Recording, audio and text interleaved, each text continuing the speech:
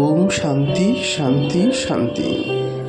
এবং কথায় কথায় আলোচনা প্রসঙ্গে যদি এইসব বিষয় এসে যায় তো বিষয় ভোগের কথা ছেড়ে তাদের এসব শোনার অবকাশ থাকে না। কিছু লোক এমন আছে যে এই বিষয় শোনা বা বোঝা কল্যাণকর মনে করে ভালোভাবে শোনে, কিন্তু বিষয়াসক্ত মনে ভালো করে ধারণা করতে পারে না, কিংবা মন্দ বুদ্ধির জন্য বুঝে উঠতে পারে না। যে সকল বুদ্ধিমান ব্যক্তি এই তত্ত্ব বুঝতে পারে তাদের মধ্যেও এই রকম ব্যক্তি খুবই দুর্লভ, যারা এই আত্মতত্ত্বকে যথার্থভাবে বর্ণনা করতে পারে। আর এমন মানুষ বহু জনের মধ্যে দু একজনই হন, যারা এই জ্ঞান লাভ করে নিজেদের জীবনকে ধন্য করেন আর ভালোভাবে বুঝে বর্ণনা করতে সক্ষম এবং আত্মদর্শী আচার্যের নিকট উপদেশ প্রাপ্ত হয়ে সেই অনুসারে মনন নিধিধ্যাসন করে সেই তত্ত্বকে সাক্ষাৎ উপলব্ধি করার মতো মানুষ এ জগতে খুবই বিরল। অতএব এই আত্মতত্ত্বের বিষয় যেমন দুর্লভ, তেমনি এর বক্তা, শ্রোতা, জ্ঞাতা, বোদ্ধা সবই খুব দুর্লভ। প্রকৃতি পর্যন্ত যত রকম সূক্ষ্মাতি সূক্ষ্ম তত্ত্ব আছে, এই আত্মতত্ত্ব তাদের সকলের থেকে আরও সূক্ষ্ম। এই বিষয় এতই রহস্যপূর্ণ যে যতক্ষণ পর্যন্ত না এই বিষয়ে যথার্থ জ্ঞানী মহাপুরুষের কাছে উপদেশ পাওয়া যাচ্ছে, ততক্ষণ মানুষের এ তত্ত্বে প্রবেশ করা অত্যন্ত দুরূহ। অল্পজ্ঞ সাধারণ ব্যক্তি যদি এ সম্বন্ধে বক্তৃতা করে আর সেই মতো কেউ সারা জীবন নানাভাবে এই তত্ত্বের জ্ঞান লাভের চেষ্টা করে যায়, তো তার কোনো দিনই আত্মজ্ঞান লাভ হয় না। এ বিষয়ে কিঞ্চিত মাত্র বোধগম্য হয় না। আবার অপরের কাছে উপদেশ না নিয়ে কেবল নিজে নিজেই সতর্ক বিচার করেও কেউ এই আত্মতত্ত্ব হৃদয়ঙ্গম করতে পারে না।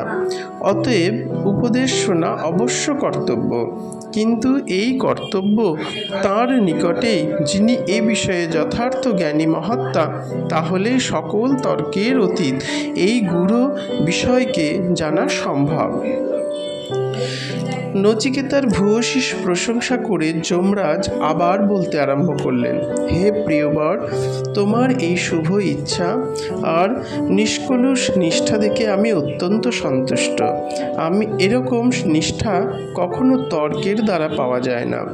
এ জিনিস তো তখনই উদয় হয় যখন ঈশ্বর কৃপায় কোনো মহাপুরুষের সঙ্গ লাভ হয় আর তাঁর কাছ থেকে নিরন্তর পরমার্থ সম্বন্ধে বিশদ আলোচনা শোনার সৌভাগ্য লাভ হয়। এই ধরনের নিষ্ঠায় মানুষকে আত্মজ্ঞান লাভের প্রচেষ্টায় প্রবৃত্ত করে। এত প্রলোভন দেখাবার পরও তুমি আপন নিষ্ঠায় দৃঢ়ব্রত। এতে প্রমাণ হয় যে তুমি যথার্থ ধারণা সম্পন্ন। নচিকেতা, তোমার মতোই জিজ্ঞাসুর আমার প্রয়োজন। হে নচিকেতা, আমি ভালোভাবেই জানি যে কর্মসমূহের ফলস্বরূপ ইহলোকে বা পরলোকে যেখানেই যে ভোগসুখ অর্জিত হয়, সে সকল যত বিশালই হোক না কেন, একদিন না একদিন তার ক্ষয় হবেই হবে। অতএব সেগুলি অনিত্য, আর অনিত্য বস্তুর দ্বারা নিত্য পদার্থের প্রাপ্তি কোনো দিনই সম্ভব নয়।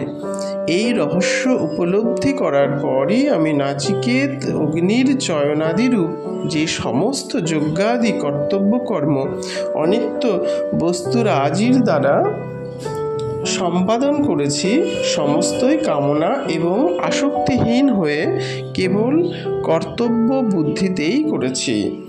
এই নিষ্কাম ভাবের এমনই মহত্ব যে অনিত্য বস্তুর দ্বারা কর্তব্য পালন রূপ ঈশ্বর পূজার দ্বারাই আমি নিত্য সুখস্বরূপ পরমাত্মাকে লাভ করতে সমর্থ হয়েছি।